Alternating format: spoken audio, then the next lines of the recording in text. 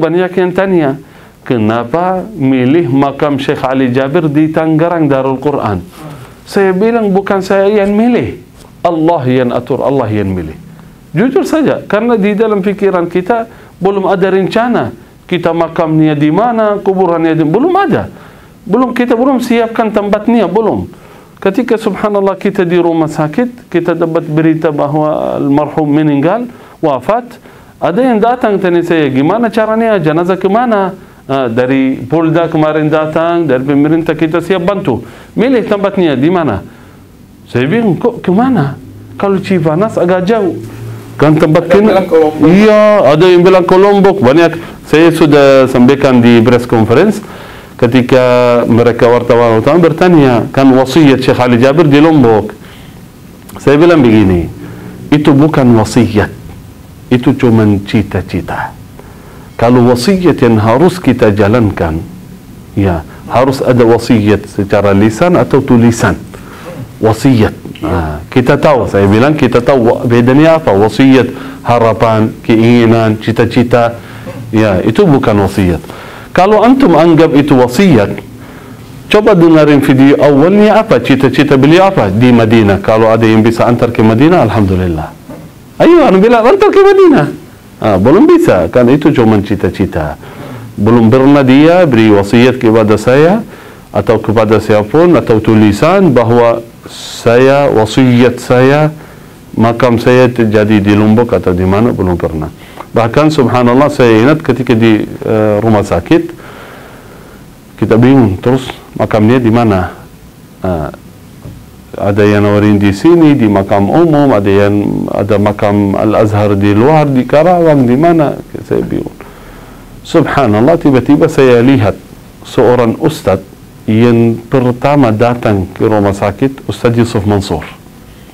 Saya lihat beliau, saya ingat beliau di Darul Quran ada tempat khusus, makam. Ayah Ustaz Yusuf, ibu Ustaz Yusuf, semuanya di sana.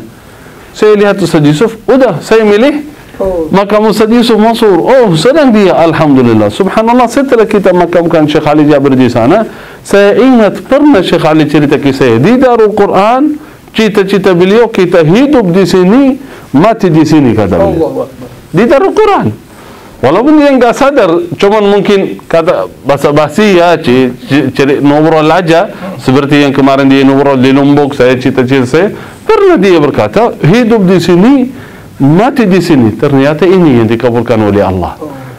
Hidup di sini bersama Al-Quran dan mati di sini. Dan saya senang sekali karena tempat Al-Quran bukan tempat umum. Sering dia dengar murattal, pengajian, murid-murid, ada tempat khusus sebelah makam beliau, murid setiap hari baca Al-Quran di situ. Itu ya harapan beliau, hidup bersama Al-Quran, mati bersama Al-Quran. Alhamdulillah. أعوذ بالله من الشيطان الرجيم بسم الله الرحمن الرحيم يا أيها الذين آمنوا اذكروا الله ذكرا كثيرا وسبحوه بكرة وأصيلا هو الذي يصلي عليكم وملائكته ليخرجكم من الظلمات إلى النور ليخرجكم من الظلمات إلى النور وكان بالمؤمنين رحيما تحيتهم يوم يلقونه سلام